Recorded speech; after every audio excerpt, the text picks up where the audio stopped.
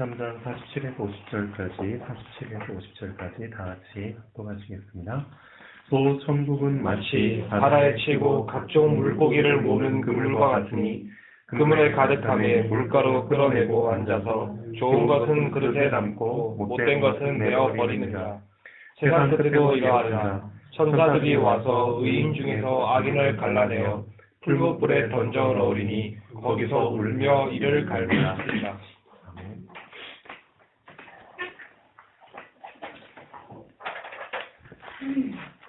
자, 오늘은 천국의 비유 마지막입니다.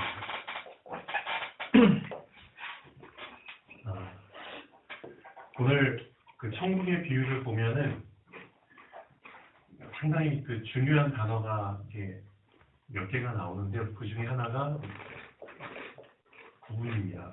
구분. 그런데 좋은 것과 나쁜 것을 구분해서 좋은 것은 담고 나쁜 것은 버린다고 분명히 말씀을 하셨죠. 이 구분이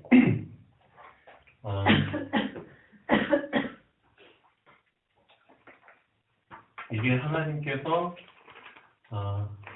쉽게 말하면은 창조하신 이 세상을 회복시키는 가장 중요한 원리 중에 하나입니다. 이 구분이라는 게. 이걸 한번 잘 붙잡고 좀 깊이 생각해 보시면 좋을 것 같습니다. 창세기 1장 1절부터 보면은 태초에 하나님이 천지를 창조하시니라 하시고 나서 그 다음 구절에 그 상태가 어떤 상태였다고 얘기가 나오나요? 세 가지가 나오죠. 예, 혼돈, 예, 공허, 흑암. 네.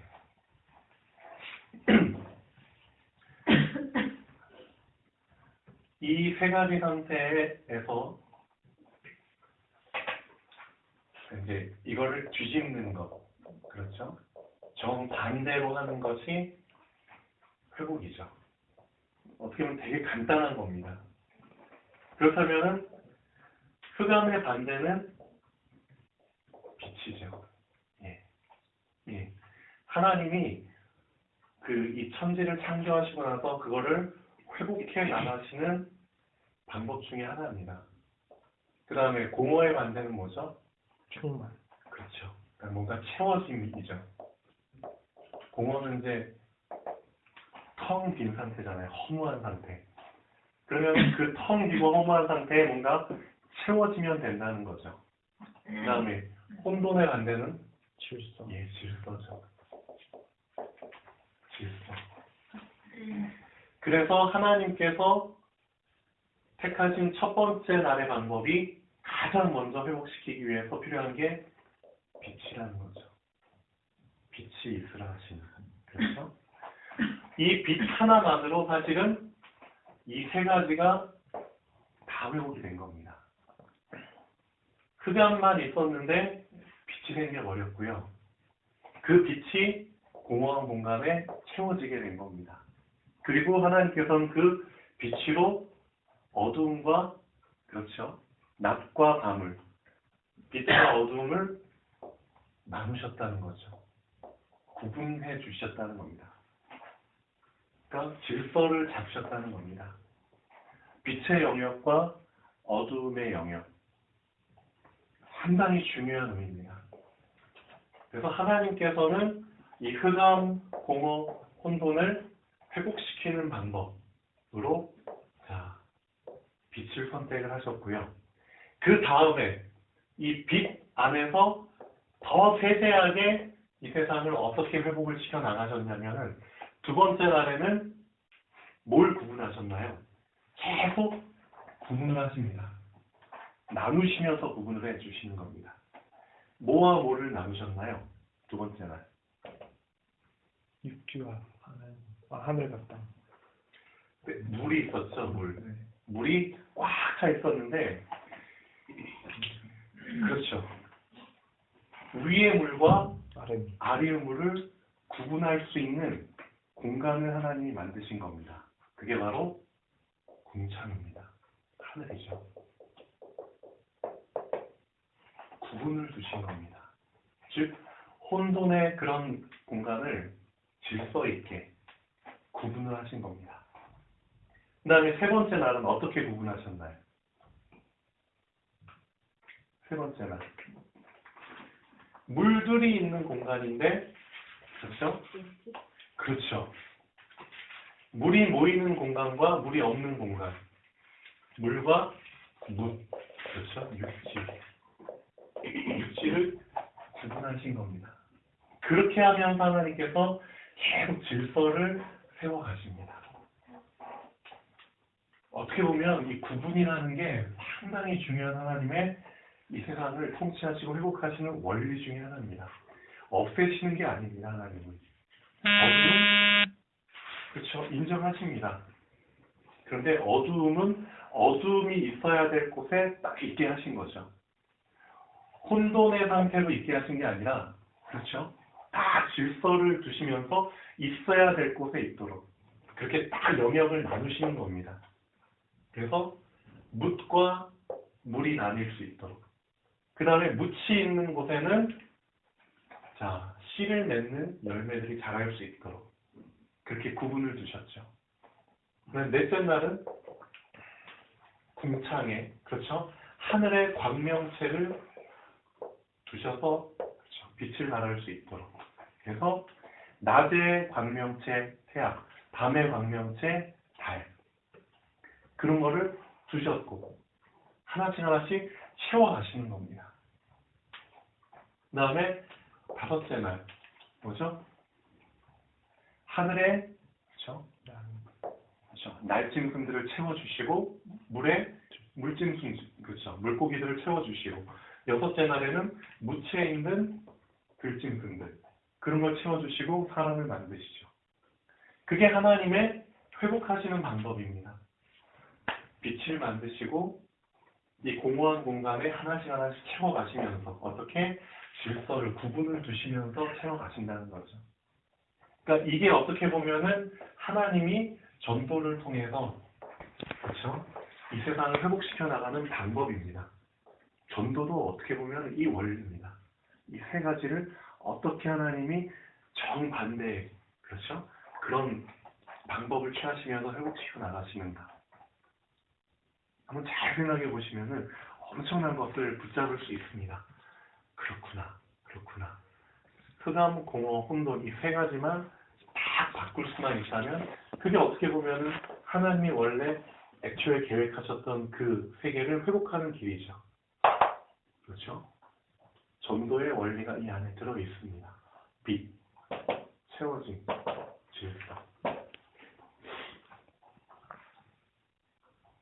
딱 보면은 뭐가 딱 매치가 되지 않나요? 딱 보면 네, 맞습니다.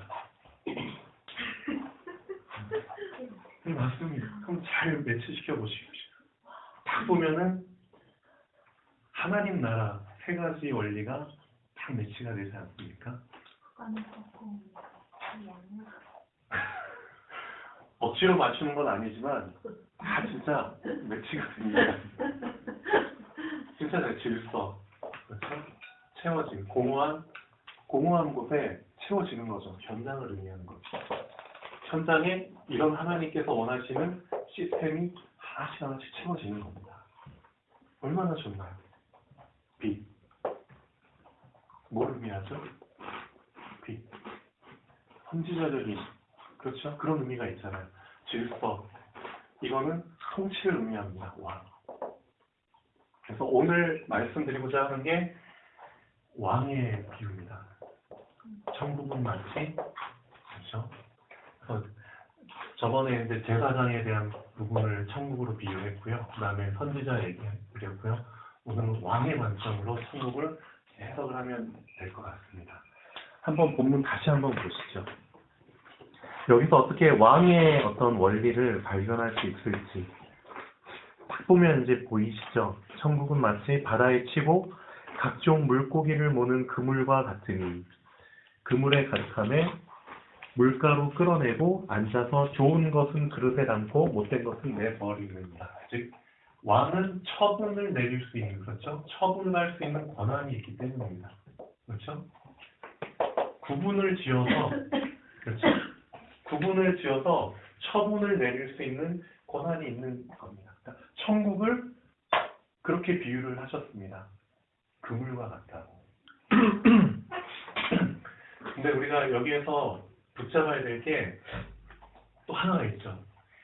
왕이라고 무조건 다 똑같은 왕이냐? 그게 아니라는 거죠. 아무나 왕을 시키면 왕의 그 역할을 제대로 할 수 있을까요? 그게 아니라는 거죠. 주와 같은 어린애를 왕을 시켜버리면 나라 망하죠. 그렇죠? 왕은 왕에 걸맞는 자질을 갖춘 자가 왕의 자리에 올라야 되는 겁니다. 자질이 중요한 겁니다. 근데 여기서 어떤 자질이 정말 중요하냐면 자기가 원하는 것만 그물에 담으면 좋겠죠. 애초부터 그물 딱 쳐놓고 자기가 원하는 것만, 그렇죠? 그물 안에 들어오게 하면은 나중에 수고롭게 원하는 거 원하지 않는 거 다 골라내는 수고를 안 해도 되잖아요. 맞죠? 근데 그렇지 않다는 겁니다. 자기가 원하는 거든 원하지 않는 거든 시간표가 되기 전까지는 다 수용을 한다는 겁니다. 다 포용을 해준다는 겁니다. 그게 왕의 자질입니다. 근데 우리는 이게 참 힘들죠. 애초부터 뭔가 시스템을 만들고 하려고 하면은 내 마음에 드는 사람들만 다 오면은 되게 좋아하잖아요. 절묘하게. 그렇죠? 그러면 뭔가 잘 될 것처럼 보이고 그렇지만 그게 아니라는 겁니다. 교회가 세워져도 어떤 시스템이 세워져도 거기에 우리가 필요로 하는 사람, 필요로 하지 않는 사람들 다 올 수 있다는 거죠. 좀 어중이 떠중이 뭐 그런 표현을 쓰잖아요. 그렇죠? 그렇지만 다 내버려 둔다는 겁니다. 수용하는 겁니다. 그게 왕의 자질입니다. 언제까지? 시간표가 될 때까지. 분명히 그 시간표가 오기 전까지는 다 수용하는 겁니다.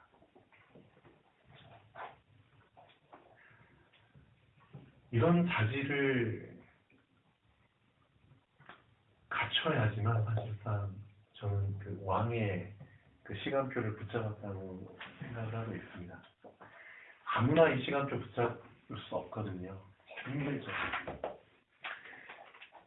어제도 주엄마하고 같이 춘용이 광번이하고 러블레터에서 이제 식사하면서 얘기를 나누고 있죠. 주로 누구에 대한 얘기죠? 랩런트들에 대한 얘기입니다. 그렇죠? 근데 랩런트들 보면은 다 제 맘대로죠. 제 각각이죠. 그렇죠? 어른들이 원하는 대로 딱딱딱딱 제대로 따라오는 애들은 거의 없습니다. 애들은 애들이기 때문이죠. 맞죠? 애들은 애들입니다. 그렇다면은 지금 어른들의 어떤 그런 요구 조건을 충족시켜주는 애들도 간혹가다 있겠지만 그렇지 못한 애들이 상당수라는 거죠. 그렇지만 우리는 지금 이 시간표에서는 다 수용을 해줄 수 있다는 겁니다. 그물 안에. 그렇죠? 모든 종류의 애들 다 수용해 줄 수 있다는 겁니다. 왜 그래야만 되느냐? 자, 보시죠. 마태복음 5장 43절에서 48절까지 한번 보겠습니다. 왜 그래야만 되는지.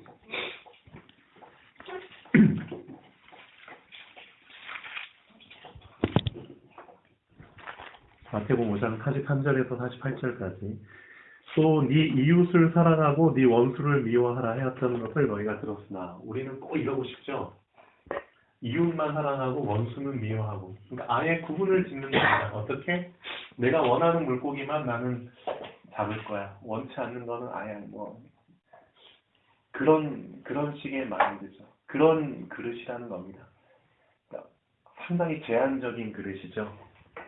그런데 예수님이 이렇게 말씀하시죠. 나는 너희에게 이르노니 너희 원수를 사랑하며 너희를 박해하는 자를 위하여 기도하라. 그렇죠? 이웃도 사랑하지만 원수도 사랑해라. 무슨 말입니까? 구분을 두지 말아라. 구분을. 자, 왜요? 이같이 한즉 하늘에 계신 너희 아버지의 아들이 되리니. 이는 하나님이 그 해를 악인과 선인에게 비추시며 비를 의로운 자와 불의한 자에게 내려주십니다. 너희가 너희를 사랑하는 자를 사랑하면 무슨 상이 있으리요? 세리도 이같이 아니하느냐? 또 너희가 너희 형제에게만 무난하면 남보다 더하는 것이 무엇이냐? 이방인들도 이같이 아니하느냐? 그러므로 하늘에 계신 너희 아버지의 온전하심과 같이 너희도 온전하라. 우리가 이렇게 해야 되는 이유는 우리의 왕 되신 하나님이 온전하신 분이기 때문입니다. 그래서 왕의 시간표를 붙잡는 자는 누가 모델일까요? 우리 하나님이 모델이라는 겁니다. 왕 중의 왕이신 하나님, 그 왕의 자질을 갖추신 하나님이 온전하시기 때문에 왕의 시간표를 붙잡는 사람은 그 온전하신 대로 너희도 온전하다. 꼭 자기가 원하는 자에게만 해를 비추고 자기가 좋아하는 자에게만 비를 내리고 그런 심보로 하면은 절대 왕의 시간표를 붙잡지 못한다는 거죠. 그게 참 힘들죠. 힘들죠. 힘들죠. 그래서 제가 볼 때는 대부분 많은 사람들이 과정을 다 테스트를 다 거쳐서 막 힘들게 막 여기까지 왔는데 결국은 여기서 다 무너지는 것 같아요. 결국은 이게 힘들죠. 그렇죠. 나의 돈, 나의 시간, 나의 열심, 나의 헌신 이런 것들을 사람 심리가 그래요. 정말 자기가 원하는 자에게 다 주고 싶죠.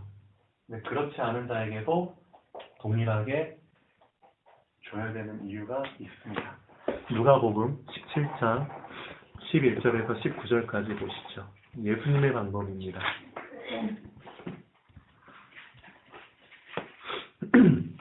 누가복음 17장 11절에서 19절까지 이런 부분들을 본받고 붙잡는 사람들이 나오면 좋겠습니다. 예수께서 예루살렘으로 가실 때 사마리아와 갈릴리 사이로 지나가시다가 한 마을에 들어가시니 나병 환자 10명이 예수를 만나 멀리 서서 소리를 높여 이르되 예수 선생님이여 우리를 불쌍히 여기소서 하거늘 보시고 이르시되 가서 제사장들에게 너희 몸을 보이라 하셨더니 그들이 가다가 깨끗함을 받은지라. 그 중에 한 사람이 자기가 나은 것을 보고 큰 소리로 하나님께 영광을 돌리며 돌아와 예수의 발 아래에 엎드려 감사하니 그는 사마리아 사람이라. 예수께서 대답하여 이르시되 10사람이 다 깨끗함을 받지 아니하였느냐? 그 9은 어디 있느냐? 이 이방인 외에는 하나님께 영광을 돌리러 돌아온 자가 없느냐 하시고 그에게 이르시되 일어나 가라. 네 믿음이 너를 구원하였느니라 하시더라. 만약에 10명의 나병 환자 중에서 진짜 그 고마움을 알고 감사할 줄 아는 사람 그 사람 우리가 미리 알았다면, 그렇죠? 미리 알았다면 그 사람 그 나병만 고쳐주면 좋겠죠. 근데 예수님은 그 10명 중에 누가 인사하러 올 줄 알면서도 나머지 사람에게도 똑같이 병을 다 고쳐주셨다는 거죠. 그렇죠? 하물며 예수님을 알면서도 공평하게 고쳐주셨는데 우리는 알지도 못하고, 그렇죠? 그렇죠? 모르잖아. 이 중에 누가 과연 그 감사를 붙잡고 그런 행동을 보일지 모르잖아요. 모르기 때문에 어떻게 보면은 공평하게 다 해주는 겁니다. 외목사님이 요즘 가끔씩 말씀하시잖아요. 이 귀한 메시지, 정말 전문 같은 핵심 메시지, 정말 전도 제자를 키울 수 있는 그런 수준 높은 메시지를 사실은 핵심 때나 뭐 집회 때나 그냥 다 오픈해서 공개해버리죠. 그럼 그 메시지를 모든 사람이 다 받을 걸로 기대하시고 선포하시느냐? 그게 아니라는 거죠. 그 중에 그 메시지를 잡을 사람이 있다는 거죠. 그렇지만 그 메시지를 잡지 않을 사람들에게도 똑같이 메시지를 전하시는 겁니다. 예. 하나님의 방법은 그겁니다. 왜냐? 그렇게라도 해야지 나머지 사람들로부터 불평이나 원망이나 그렇죠. 사단에 감동돼가지고 복음을 방해하는, 전도를 방해하는 그나마 그런 행동들을 안 할 거기 때문이죠. 복음을 위해서 사실은 그러는 겁니다. 미운 놈 떡 하나 더 준다는 그런 속담도 어떻게 보면은 정말 복음이 중요하기 때문에, 전도가 중요하기 때문에 방해받지 않기 위해서, 잠잠케 하기 위해서 입에 뭘 물려주는 거나 다름이 없다는 거죠. 어떻게 보면 그게 진짜 왕의 자질을 갖고 있지 않는 이상 힘들다는 거죠. 나는 오히려 복음을 위해서 그냥 더 구분해가지고 이 사람한테만 막 헌신하면 더 복음적으로 잘 될 것처럼 보이지만 그렇지 않다는 겁니다. 오히려 차별을 둬서 막 열심히 하려고 하는데 그러면 더 빨리 갈 것처럼 보이지만 그렇지 않다는 거죠. 옆에서 방해하는 그런 것들이 엄청 드세게 올라옵니다. 그렇기 때문에 그런 걸 감안해서 아예 처음부터 잠잠케, 그렇죠? 감사 안 할 게 뻔하지만, 예를 들면 그렇죠? 고마움에 대한 그런 거 그런 게 없는 게 뻔하지만 그래도 이렇게 해주는 겁니다. 복음이 방해받지 않기 위해서. 어떻게 보면 또 모르죠. 혹시 시간표가 됐을 때 그 중에 하나님의 은혜로 말미암아 또 그렇죠. 깨닫는 사람이 생겨날 수 있기 때문이기도 하겠죠. 우리는 모릅니다. 그렇기 때문에 우리가 잘 모르고 답답한 그 순간에도 우리는 뭘 붙잡아야 되느냐? 너희 하나님의 온전하심 같이 너희도 온전하라. 이 온전하심을 붙잡고 있다면 그 사람한테는 사단이 절대 초치는 그런 행동을 못할 것 같아요. 아예 사단의 어떤 그런 걸 다 원천 봉쇄할 수 있는 가장 큰 무기가 악인에게도 똑같이, 그렇죠? 베푸는 거기 때문에 온전하지. 그건 진짜 왕의 자질을 갖추지 않는 이상 불가능합니다. 그래서 이 부분을 이제 언젠가는 붙잡게 되겠죠. 하나님 나라를 붙잡았다는 것은 진짜 제사장, 선지자, 이 왕의 이런 자질들을 붙잡고 실제 내 걸로 소화할 수 있는 그런 사람들이 하나님 나라를 이해한 사람들이겠죠. 쉽지는 않습니다. 그러나 여기 있는 분들은 저를 포함해서 이런 메시지를 하나님이 알려주셨고 또 누군가는 이걸 붙잡고 자기 걸로 만들길 원하시겠죠. 그래서 오늘 천국의 비유 마지막입니다. 그래서 정말 저는 최고 수준의 그 누림이라고 봅니다. 하나님의 온전하심과 같이 너희도 온전하라.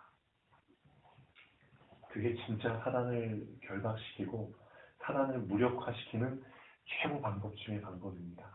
너희를 미워하는 자를 사랑하라. 그렇죠? 쉽지는 않지만 그렇게 공평하게 한다면 나는 그렇게 했을 뿐인데 분명히 하나님의 시간표가 오면 하나님이 알아서 그 시간표에 맞게 구분하시는 시간표가 온다는 거죠. 그때까지 우리는 공평하게 평등하게 이 그물 안에 내가 만든 아니면 우리가 만든 이 시스템에 어느 누가 들어온다 할지라도 그렇죠? 다 수용하면서 같이 나가는 겁니다. 그 안에 합력해서 선을 이루는 일들이 상당히 많이 일어나겠죠. 그렇죠? 깜짝 놀랍니다. 관섭. 그렇죠? 관섭일 뿐이고 또 새로운 만남들이 계속 생겨날지 누가 알아요. 그렇죠? 우리가 볼 때는 정말 정말 지금 당장은 이 시스템에 도움이 안 되고 방해만 되는 것처럼 보인다 할지라도 어떻게 보면 차별 두지 않고 공평하게 그렇죠? 그렇게 했을 뿐인데 하나님은 그렇죠. 의외의 응답들을 주실 수 있다는 거죠. 온전하심과 같이. 여기까지 하겠습니다. 자, 그리고 오늘 회의 나눌 내용은